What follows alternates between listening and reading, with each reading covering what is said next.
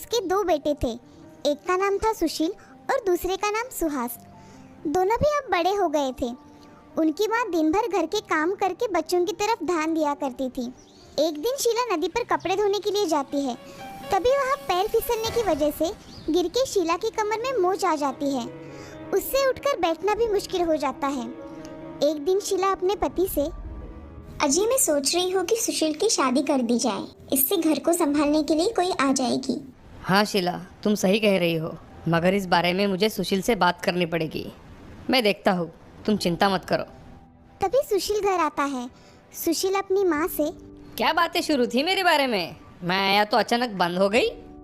सुशील बेटा, अब तुम्हारी माँ से घर का काम नहीं होता और अब तुम्हारी शादी की भी उम्र हो गई है, तो क्यों ना तुम शादी कर लो। जैसा आप ठीक समझो पिताजी, आपने सोचा है तो ठीक ही होगा। ऐसा कहकर विश्वास भी उसके काम पर लग जाता है। कुछ दिनों बाद विश्वास एक अच्छी लड़की ढूंढकर उससे सुशील की शादी करवा देता है। सुशील और सुहानी बहुत खुश रहा करते थे।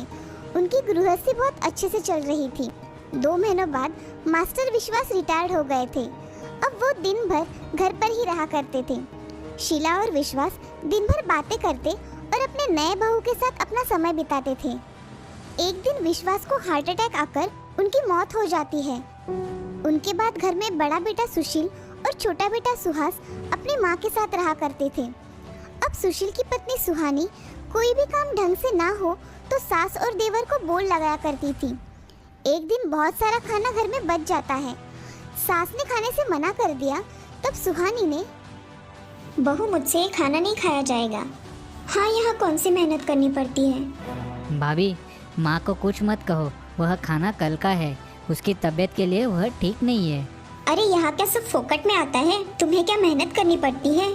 हाँ भाभी, ये सब पता है, मगर मेरी पढ़ाई ख़त्म हो जाने के बाद मैं भी काम करूँगा, तो आपको ये बोलने की नौबत नहीं आएगी।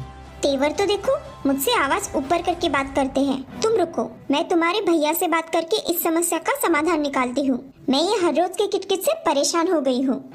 सुहानी गुस्से से अपने कमरे में चली जाती है। अगले दिन वो अपने पति से घर के बंटवारे के बारे में बोलती है। अजय, मैं अब इस घर में नहीं रह सकती, मुझे मेरे हक का घर चाहिए। अरे सुहानी, तुम्हें आज अचानक क्या हो गया है? कुछ हुआ होगा तो बैठकर समस्या का हल निकालते हैं। मैंने आपसे कहा ना, मुझे इस घर में नहीं रहना। आप सोच लो आपको क्या करना है। अब सुशील अपनी माँ के साथ बात करने चला जाता है। अरे बेटे, आज तुम्हें कुछ काम है क्या? तुम कुछ चिंता में दिखाई दे रहे हो। हाँ माँ, मैं सोच रहा हूँ कि मैं मेरा हिस्सा लेकर अलग हो जाऊँ, क्योंकि तुम्हारी और सुहानी की हर रोज की नोकझोंक मुझे पसंद नहीं, इसलिए मैं कह रहा हूँ। मगर भैया, इसकी कोई ज़रूरत नहीं है, हम एक साथ रहे, यह हमारे माँ पिताजी का सपना था। हाँ बेटे, तुम सही कह रहे हो। हम हमारी जायदाद के समान हिस्से कर देंगे। तुम तुम्हारा हिस्सा लेकर सुहानी के साथ खुश रहो।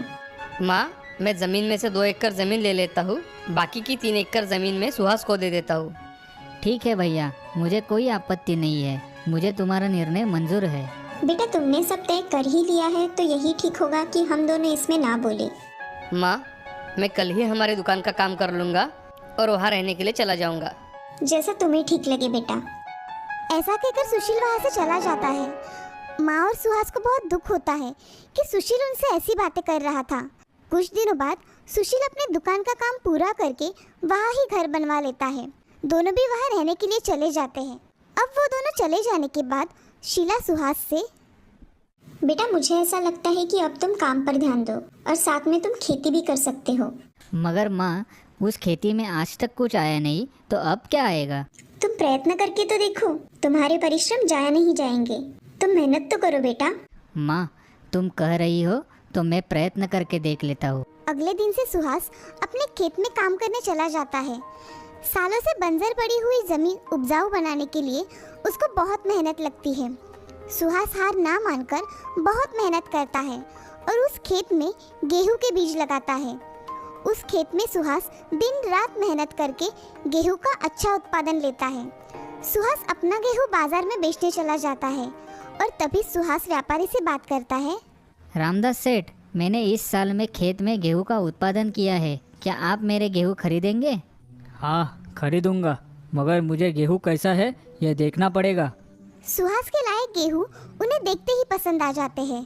अरे सुहास, तुम्हारे गेहूं बहुत अच्छे हैं, मैं इनके अच्छे दाम दूंगा, मगर सारे गेहूं के बीज मुझे ही बेचना होगा।